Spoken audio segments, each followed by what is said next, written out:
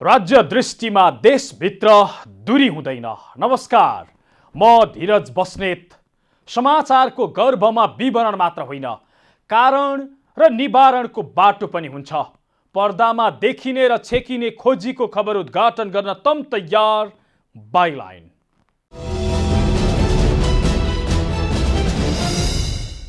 दर्शक वृन्द, सायद हाम्रो देशका काम चलाउ प्रधानमन्त्री खड्ग प्रसाद ओलीले कानुन नै मान्नु पर्दैन, अदालतको सम्मान गर्नै पर्दैन। यदि पर्थ्यो भने सर्वोच्च अदालतले अघिल्लो पटक मन्त्री परिषद विस्तार गरेको विषयमा प्रश्न गरिरहँदा जवाफमा पुनः मन्त्री नै थपेर अदालतको अवहेलना गर्ने थिएनन्। जेठ 21 गते 12 जना मन्त्री थपेको विषयमा सर्वोच्चले उनीसँग जेठ 25 गते जवाफ मागेको थियो, तर उनले अदालतलाई कुनै जवाफ नै नदिई फेरि बिहिबार 7 मन्त्री र 1 जना राज्य मन्त्री थपेका छन्। अझै रोचक कुरा चाहिँ के छ भने काम चलाउ भइसकेका प्रधानमन्त्री ओलीले मन्त्री थप्दा यस्ता पात्र रोजेका छन् जो जघन्य अपराधमा मुछिएका थिए, जो प्रदेश सांसदबाट निकालिएका थिए। त्यति मात्रै होइन, केही पात्र यस्ता छन् जो 15 वर्षदेखि राजनीतिमा निष्क्रिय थिए तर कसैको पत्नी भएकै कारण मन्त्री पद पाएका छन्। आज हामी कार्यक्रममा अदालतको अवहेलना गर्दै किन बार बार मन्त्री परिषद विस्तार र हेरफेर गरिरहेका छन् प्रधानमन्त्री ओलीले र कस्ता पात्रहरू छानेका छन् उनले मन्त्रीका रूपमा, तो देखाउँदैछौँ। कार्यक्रमको सुरुमा अदालतले जेठ 21 गते मन्त्रीमण्डल पुनर्गठन गरेको विषयमा प्रश्न गरिरहँदा ओलीले किन पुनः मन्त्री परिषद विस्तार गरे, तो देखाउँदैछौँ।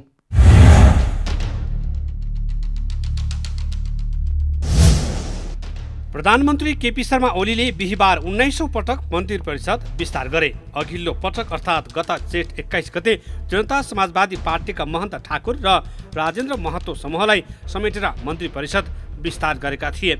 कामचलाउ सरकारले मन्त्री परिषद विस्तार गर्न नपाइने र त्यो असंवैधानिक भएको भन्दै त्यसलाई रोक्न माग गर्दै सर्वोच्च अदालतमा रिट समेत परेको थियो। तर प्रधानमन्त्री ओलीले सर्वोच्च अदालतले लिखित जवाफ पेश गर्न दिएको आदेशको 2 दिन नबित्दै मन्त्री परिषद पुनः विस्तार गरेका हुन्। जेठ 25 गते त्यसको सुनवाई गर्दै न्यायाधीश ईश्वर प्रसाद खतिवडाको एकल इजलासले 15 दिनभित्र सरकारलाई लिखित जवाफ पेश गर्न आदेश दिएको थियो। अदालतले दिएको आदेश बमोजिम लिखित जवाफ पेश नगरेरै प्रधानमन्त्री ओलीले पुनः बिहिबार 19औं पटक मन्त्री परिषद विस्तार गरेका हुन्। यसअघि गैर संवैधानिक तवरले मन्त्री परिषद विस्तार गरेको भन्दै सर्वोच्च अदालतमा रिट दायर गरेका वरिष्ठ अधिवक्ता दिनेश त्रिपाठीले यो अदालतको अवहेलना हुने बताए। असार 8 गते सर्वोच्चले छलफलका लागि बोलाएको बेला पुनः मन्त्री परिषद विस्तार गर्नु असंवैधानिक र गैर कानुनी हुने उनी बताउँछन्। पहिलो कुरा के छ भने संवैधानिक रूपमा जो प्रथम दृष्टिमै गैर संवैधानिक छ र यस सम्बन्धी रिट मैले नै सर्वोच्च अदालतमा दायर गरिसकेको छु। यसमा चाहिँ सरकारलाई उपस्थित हुने आदेश सर्वोच्च अदालतले गरिसकेको छ। वास्तवमा के छ भने अदालतमा यो प्रश्न विचाराधीन भइसकेर अदालतले सरकारलाई अदालत झिकाइसकेपछि अब अहिले सरकार चाहिँ अदालतमा उपस्थित हुनुपर्नेमा अब अहिले चाहिँ फेरि मन्त्री परिषदको जुन विस्तार गरेको छ यो एउटा असंवैधानिक त छँदै छ, संविधानमाथिको गरिएको गम्भीर धोखाधडी छँदै छ, तर साथसाथै अदालतका प्रति पनि यो गम्भीर अवहेलना हो। 21 गते 10 मन्त्री थपेका ओलीले बिहिबार 7 मन्त्री र 1 राज्य मन्त्री थपेका छन्। सर्वोच्चले सरकारका नाममा 15 दिनभित्र लिखित जवाफ पेश गर्न आदेश दिए पनि अहिलेसम्म लिखित जवाफ सरकारी पक्षले सर्वोच्च अदालतमा पेश गरिसकेको छैन। यसअघि दायर रिटमा कानुन व्यवसायीहरूले मन्त्री परिषद विस्तार बदल गर्न नवनियुक्त मन्त्रीहरूलाई तत्काल काम गर्न रोक लगाउन अन्तरिम आदेशको माग गरेका थिए, तर अन्तरिम आदेशका लागि दुवै पक्षसँग छलफल गर्नुपर्ने देखिएको भन्दै कारण देखाउ आदेश मात्रै गरेको थियो। कानुन त हेर्ने हो भने पनि अहिले प्रधानमन्त्री ओली नेतृत्वको सरकार काम चलाउ सरकार हो। काम चलाउ सरकारले सामान्य प्रशासनिक काम बाहेक अरू ठूला निर्णयहरू गर्नै पाइँदैन। वरिष्ठ अधिवक्ता त्रिपाठीका अनुसार संसद नै विघटन गरेका प्रधानमन्त्रीले यसरी पटक पटक मन्त्री परिषद विस्तार गर्नु संविधानकै खिलाफमा रहेको बताए। उनले प्रधानमन्त्रीले गम्भीर संवैधानिक ज्यादती गरेको बताए। राष्ट्रपति कार्यालयबाट जारी गरिएको विज्ञप्तिमा पनि नेपालको संविधान बमोजिम मन्त्री परिषद हेरफेर गरिएको छ मात्रै भनिएको छ। त्यसमा संविधानको कुन धाराको कुन आधारमा मन्त्री परिषद विस्तार वा हेरफेर गरियो भन्ने केही छैन। यो भनेको प्रधानमन्त्री ओली र राष्ट्रपति मिलेर संविधानलाई ब्ल्याङ्क चेक अर्थात् खाली चेकमा हस्ताक्षर गरेको झैँ निर्णय गर्दै गएको भन्दै संसारमै नभएको निर्लजता प्रस्तुत गरेको उनी बताउँछन्।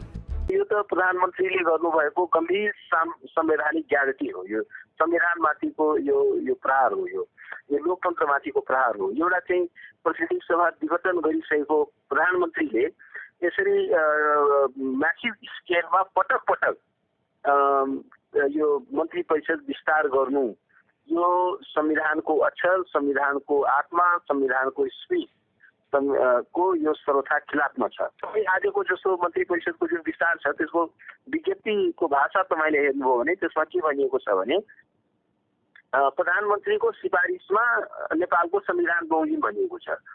नेपालको संविधान भनेको ब्ल्याङ्केट चेक होइन प्रधानमन्त्री र राष्ट्रपतिका लागि। संविधानको कुन चाहिँ धारा अनुसार यो चाहिँ मन्त्री परिषद विस्तार गरियो त्यो कुरा पनि खुलाइएको छैन। किनभने संविधानको कुनै पनि धाराद्वारा प्रधानमन्त्रीको यो कार्य चाहिँ लाई एक्सेप्ट गरिएको छैन। संविधानको कुनै पनि धाराले प्रधानमन्त्रीको यो कार्यलाई स्वीकार गर्दैन। त्यो संविधानको दायराभित्र हटाउँदैन। संविधानको कुनै पनि धाराद्वारा अनुसमर्थित छैन। भन्दाखेरि के हो भने यो चाहिँ संविधानको लागि एउटा ब्ल्याङ्क चेक जस्तो ठानेर त्यसको चाहिँ यथाभावी तरिकाले चाहिँ दुरुपयोग गरिँदैछ। संविधानको धारा समेत त्यो विज्ञप्तिमा उल्लेख गर्न सकिएको अवस्था छैन। अन्य कानुनविदहरू पनि कामचलाउ प्रधानमन्त्रीले कुनै पनि नियुक्ति गर्न नमिले बताउँदै प्रधानमन्त्रीले आफू पक्षधरलाई मन्त्री पद चक्लेट बाँडे झैँ बाँडेर संविधानकै धज्जी उडाएको बताएका छन्। त्यति मात्रै होइन, प्रधानमन्त्री ओलीले संविधानकै दुरुपयोग गरेको उनीहरूको भनाइ छ। यसले संविधानमाथि गम्भीर घात गरेको र लोकतन्त्रमाथिकै निर्घात आक्रमण भएको उनीहरूको ठहर छ। यति मात्रै होइन, प्रधानमन्त्री र राष्ट्रपतिले सर्वोच्च अदालतमाथि पनि गम्भीर चुनौती दिएको समेत बताएका छन्। हो, काम चलाउ प्रधानमन्त्री ओलीले अदालतलाई नै चुनौती दिइरहेका छन् र हुकुमी शैलीबाट मन्त्री परिषद विस्तार गरिरहेका छन्। तर विडम्बना उनले यस्ता पात्रलाई मन्त्री बनाएका छन् जो रातो पासपोर्ट बेचेको काण्डमा मुछिएका थिए, जो राजनीतिमा करिब निष्क्रिय थिए। ओलीले बनाएका मन्त्रीहरूको काण्ड देखाउनेछौँ तर एकैछिनको विश्रामपछि।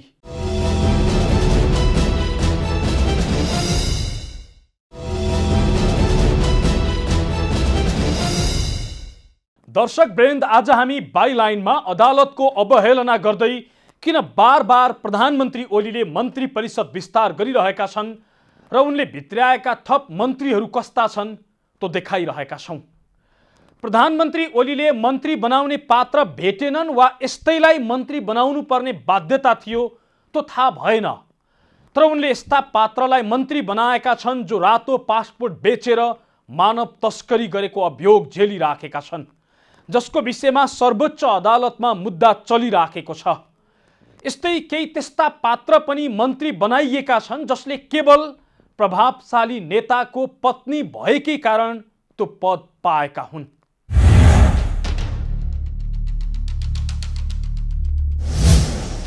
प्रधानमन्त्री केपी शर्मा ओलीले 6 दिनको बीचमा 2 पटक मन्त्री परिषद विस्तार गर्दै 20 जना मन्त्री थपेका छन्। गत शुक्रबार 13 जना मन्त्रीलाई निकालेर 12 जना थपेका थिए भने बिहीबार थप 8 जनालाई ओलीले मन्त्री बनाएका छन्। थपिएका केही मन्त्री विवादमा तानिएका मात्रै छैनन्, गम्भीर आरोप समेत लागेका छन्। कूटनीतिक राहतदानी, रातो पासपोर्ट दुरुपयोग गरी मानव तस्करी गरेको अभियोग लागेका प्रदेश सांसदबाट निकालिएका व्यक्ति मन्त्री बनेका छन्। 6 दिन अघि मन्त्री परिषद विस्तार गर्दा पनि ओलीले उपमेयरमा हारेका व्यक्तिदेखि विभिन्न काण्डका कारण विवादमा तानिएका व्यक्तिलाई मन्त्री बनाएका थिए। नारद मुनि राणा, प्रधानमन्त्री ओलीबाट वन तथा वातावरण मन्त्रीको जिम्मेवारी पाएका राणा कूटनीतिक राहतदानी दुरुपयोग गरी मानव तस्करी गरेको गम्भीर अभियोग लागेका नेता हुन्। उनी विरुद्धको मुद्दा सर्वोच्च अदालतमा विचाराधीन अवस्थामै छ। मुद्दा सर्वोच्चमा पेशी चढ्ने र मुद्दाका विवरण मगाउने आदेश हुँदै आएको छ। अन्तिम सुनवाईका लागि योग्य भएको यो मुद्दा कोरोनाका कारण देशभर लकडाउन भएपछि अघिल्लो वर्ष पेशीमा चढ्न सकेको थिएन। उनी विरुद्ध राहतदानी ऐन अनुसार सरकारी वकिलले मुद्दा दायर गरेको थियो भने अख्तियार दुरुपयोग अनुसन्धान आयोगले पनि भ्रष्टाचार मुद्दा दायर गरेको थियो। अख्तियारले विशेष अदालत हुँदै सर्वोच्च पुर्याएको यो मुद्दा 5 वर्षदेखि विचाराधीन छ। उनको रातो पासपोर्टमा फोटो परिवर्तन गरी म्याग्दीका निर्मल बानिया 11 डिसेम्बर 2010 मा अस्ट्रेलिया उडेका थिए। आर्थिक लाभ लिएर उनले आफ्नो रातो पासपोर्टमा मानव तस्करी गरेको सिआइबीको अनुसन्धानबाट खुलेको थियो। रातो पासपोर्टको दुरुपयोग गरी मानव तस्करीमा सघाएको आरोपमा उनलाई 20 असार 2068 मा प्रहरीको केन्द्रीय अनुसन्धान ब्युरोले पक्राउ गरेको थियो। राणा तिनै व्यक्ति हुन् जसले 2074 को प्रतिनिधि सभा निर्वाचनमा नेपाली काङ्ग्रेसका सभापति शेरबहादुर देउबाकी पत्नी आर्जु राणा देउबालाई पराजित गरेका थिए। उनी कैलाली क्षेत्र नम्बर 5 बाट विजयी भएका हुन्। ज्वाला कुमारी शाह नेकपा माओवादी केन्द्र परित्याग गरेर एमाले प्रवेश गरेकी ज्वाला कुमारी शाहलाई प्रधानमन्त्री ओलीले कृषि तथा पशुपन्छी विकास मन्त्रालयको जिम्मेवारी सुम्पिएका छन्। 3 महिना अघिसम्म प्रदेश सांसद रहेकी उनी बिहिबार एकाएक संघीय सरकारको मन्त्री बनेकी छिन्। माओवादी छाडेपछि उनलाई पार्टीले कारबाही गर्दै प्रदेश सांसदबाट निकालेको थियो। तर प्रभु शाह निकट रहेकी उनले एमालेको प्रदेश 2 अध्यक्ष हुँदै कृषि मन्त्रीको जिम्मेवारी पाएकी छिन्। सर्वोच्च अदालतले माओवादी केन्द्र छाडेका प्रभु शाह सहित 7 जनालाई सांसद नरहने व्यक्ति पटक पटक मन्त्री बन्न नपाउने भन्दै पदमुक्त गरेको थियो। प्रभु शाहलाई मन्त्री बनाउँदा नमिलेपछि ओलीले उनलाई सान्त्वना दिन उनी निकट ज्वालालाई मन्त्री बनाएका हुन्। नैनकला थापा राजनीतिमा खासै सक्रिय नभएकी पूर्व माओवादी नेता नैनकला थापालाई प्रधानमन्त्री ओलीले सञ्चार तथा सूचना प्रविधि मन्त्रीको जिम्मेवारी दिएका छन्। यिनी पूर्व गृहमन्त्री रामबहादुर थापा बादलकी पत्नी हुन्। 2063 सालमा माओवादी शान्ति प्रक्रियामा आएपछिका 15 वर्षसम्म उनी कहिल्यै सांसद भएकी थिइनन्। माओवादी युद्धमा हुँदा महिला सङ्घीय अध्यक्ष भएकी उनी माओवादी शान्ति प्रक्रियामा आएपछि 2064 सालमा महिला आयोगको प्रमुख बनेकी थिइन्। सर्वोच्च अदालतले बादलको पद खोसिदिएपछि प्रधानमन्त्री ओलीले उनलाई सान्त्वना दिन राजनीतिमा सक्रिय नै नभएकी उनकी पत्नीलाई मन्त्रीको जिम्मेवारी सुम्पिएका छन्। पत्नीलाई मन्त्री बनाउन सफल भएका बादलले पद खुस्किएको 16 दिनसम्म पुल्चोक स्थित मन्त्री क्वार्टर छाडेका थिएनन्। यी 3 मन्त्री बाहेक यसपटक थपिएका अन्य 5 मन्त्री र 1 राज्य मन्त्री खासै विवादित पात्र होइनन्।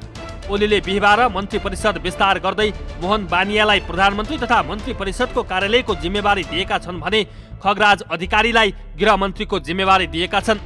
यस्तै राजकिशोर यादवलाई उद्योग मन्त्री, गणेश पहाडीलाई सामान्य प्रशासन मन्त्री, आशा विकलाई वन राज्य मन्त्रीमा नियुक्त गरिएको छ। यसअघि गत शुक्रबार जेठ 21 गते मन्त्री परिषद पुनर्गठन हुँदा थपिएका मन्त्रीहरू पनि केही विवादित थिए। राजेन्द्र महतो, रघुवीर महासेठ, शेरबहादुर तामाङ लगायतका मन्त्री विवादमा तानिएका पात्र हुन्।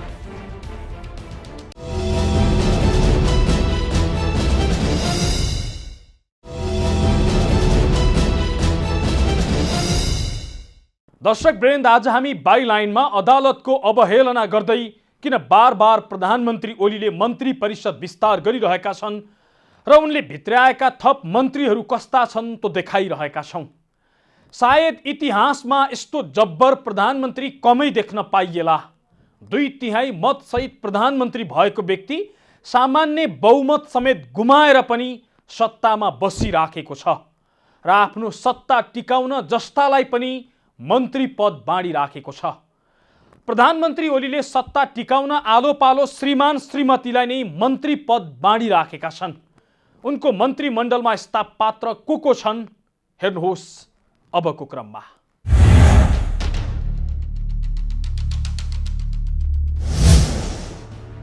प्रधानमन्त्री केपी शर्मा ओलीले विस्तार गरेको मन्त्री परिषद नेपालको इतिहासमै अनौठो र रोचक देखिएको छ। अनौठो यस कारणले कि प्रधानमन्त्री ओलीले उपमेयरमा हारेकादेखि रातो पासपोर्ट दुरुपयोग गर्दै मानव तस्करीमा संलग्न भएकासम्मलाई आफ्नो क्याबिनेटमा मन्त्री बनाएका छन्। रोचक चाहिँ यस कारणले कि प्रधानमन्त्री ओलीको क्याबिनेटमा धेरै नेताका श्रीमान श्रीमतीहरू पालै पालो मन्त्री बनेका छन्। साथै नेपालको राजनीतिमा यसअघि मन्त्रीमण्डलमा यस्ता रोचक र अनौठा दृश्यहरू देखिएका थिएनन्। अघिल्लो पटक श्रीमान मन्त्री बनेका थिए भने यस पटक श्रीमान हटाइएपछि उनका श्रीमतीलाई मन्त्री बनाइएका छन् भने अघिल्लो पटक श्रीमती मन्त्री भएकाहरूका श्रीमानलाई अहिले मन्त्री बनाइएका छन् ताकि नेपालमा मन्त्री बन्न लायकको अन्य नेता नभए जै गरी ओलीको खल्तीका नेता दम्पतिहरूले मन्त्री परिषद कब्जा गरेका छन्। को हुन् त दम्पति मन्त्री? रामबहादुर थापा बादल र नैनकला थापा। नेकपा विभाजनपछि माओवादी केन्द्र त्यागेर एमाले प्रवेश गरेका र सांसद पद गुमाएका रामबहादुर थापाकी श्रीमती अहिले सञ्चार मन्त्री बनेकी छिन्। बादल जेठ 6 गते भएको राष्ट्रिय सभा निर्वाचनमा उनी डाक्टर खिमलाल देवकोटासँग पराजित भएकै दिन सर्वोच्च अदालतले मन्त्री परिषदमा नियुक्त गरिनु असंवैधानिक ठहर गरिदिएपछि बादल सांसद र मन्त्री दुवै पदविहीन बन्न पुगेका थिए। तर यस पटकको मन्त्री परिषद विस्तारमा बादलकी श्रीमती नैनकला थापालाई पनि सञ्चार मन्त्रालयको जिम्मेवारी दिइएको छ। खासै नाम नसुनिएकी बादलकी पत्नी नैनकलालाई मन्त्री बनाएर ओलीले उनलाई फकाइराखेका छन्। रघुवीर महासेठ र जुली कुमारी महतो। जेठ 21 गते पनि प्रधानमन्त्री ओलीले मन्त्री परिषद पुनर्गठन गरेका थिए। यस अघिदेखि नै प्रधानमन्त्री ओलीले रघुवीर महासेठ दम्पतिलाई पालै पालो मन्त्री बनाएका थिए। महिला बालबालिका तथा समाज कल्याण मन्त्री रहेकी जुली कुमारी महतोलाई पदमुक्त गरी जेठ 21 गते प्रधानमन्त्री ओलीले जुलीका पति रघुवीर महासेठलाई उपप्रधान सहित परराष्ट्र मन्त्री बनाएका थिए। जुली मन्त्री हुनु अघि नै रघुवीर करिब 20 महिना ओली सरकारका मन्त्री थिए। ओली सरकारमा उनीहरू एकपछि अर्को गर्दै विवादित मन्त्री बनेका छन्। अनिल कुमार झा र डिम्पल झा। गत हप्ता मन्त्री परिषद विस्तार गर्दा खानेपानी तथा सरसफाई मन्त्री बनेका अनिल झाकी श्रीमती डिम्पल झा यसअघि भौतिक पूर्वाधार विकास राज्य मन्त्री थिइन्। शेरबहादुर तामाङ र उषाकला राई। ओली सरकारमै स्वास्थ्य तथा जनसङ्ख्या मन्त्री बनेका शेरबहादुर तामाङका दम्पति नै मन्त्री बनेका छन्। उनकी श्रीमती उषाकला राई प्रदेश 1 मा सामाजिक विकास मन्त्री छन्। नेपाल कम्युनिस्ट पार्टी एमालेको माधव कुमार नेपाल समूह परित्याग गरी केपी शर्मा ओली समूहमा लागेका शेरबहादुर तामाङका दम्पति नै मन्त्री बनेका हुन्। यस्तो बन्यो नयाँ मन्त्री परिषद। केपी शर्मा ओली प्रधानमन्त्री, विष्णुप्रसाद पौडेल उपप्रधान तथा अर्थमन्त्री, रघुवीर महासेठ उपप्रधान तथा परराष्ट्र मन्त्री, राजेन्द्र महतो उपप्रधान तथा शहरी विकास मन्त्री, शेरबहादुर तामाङ स्वास्थ्य तथा जनसङ्ख्या मन्त्री, कृष्ण गोपाल श्रेष्ठ विज्ञान प्रविधि तथा शिक्षा मन्त्री, वसन्त नेङवाङ भौतिक पूर्वाधार तथा यातायात मन्त्री, लीलानाथ श्रेष्ठ कानुन न्याय तथा संसदीय मामिला मन्त्री, नैनकला थापा सञ्चार तथा सूचना प्रविधि मन्त्री, नारद मुनि राणा वन मन्त्री, खगराज अधिकारी गृह मन्त्री, ज्वाला कुमारी शाह कृषि मन्त्री, राजकिशोर यादव उद्योग मन्त्री, गणेश पहाडी सामान्य प्रशासन मन्त्री, शरद सिंह भण्डारी ऊर्जा जलस्रोत तथा सिंचाई मन्त्री, अनिल कुमार झा खानेपानी तथा सरसफाई मन्त्री, लक्ष्मणलाल कण भूमि सुधार तथा व्यवस्था मन्त्री, विमल श्रीवास्तव श्रम तथा रोजगार सामाजिक सुरक्षा मन्त्री, उमाशंकर अरगरिया युवा तथा खेलकुद मन्त्री, एकवाल मिया वन तथा वातावरण मन्त्री, चन्दा चौधरी महिला बालबालिका तथा ज्येष्ठ नागरिक मन्त्री, चन्द्रकान्त चौधरी ऊर्जा राज्य मन्त्री, रेणुका गुरुङ महिला बालबालिका राज्य मन्त्री, आशा विक वन राज्य मन्त्री। सायद संविधानले दायरा नकिटी दिएको भए प्रधानमन्त्री ओलीले यति जम्बो मन्त्री परिषद बनाइदिन्थे होलान् कि स्वयं एक मन्त्रीले अर्को मन्त्रीलाई चिन्दैनन् थिए होला। भला संविधानले 25 जना भन्दा धेरै मन्त्री बनाउन रोक लगाएको छ। ओलीको शैली र मन्त्री छनौट हेर्दा यस्तो लाग्छ यो अन्तिम अवसर हो, अब फेरि कहिल्यै सत्ता पाइँदैन। त्यसैले सक्दो मजा लिउँ, सत्ताको भरपूर प्रयोग गरौँ। हवस् त, आजलाई अदालतको अवहेलना गर्दै प्रधानमन्त्री ओलीले गरेको मन्त्री परिषद विस्तार र उनले भित्र्याएका मन्त्रीहरूको काण्डको प्रसङ्ग यति नै। मुलुकको माटो जहाँ छोए पनि राष्ट्र एकैचोटि जागरुक हुन्छ। यो दूरीविहीन आचरण नै समाचार, समाचारको मूलधार बाइलाइन अर्थात् जिम्मेवार पत्रकारिता। नमस्कार।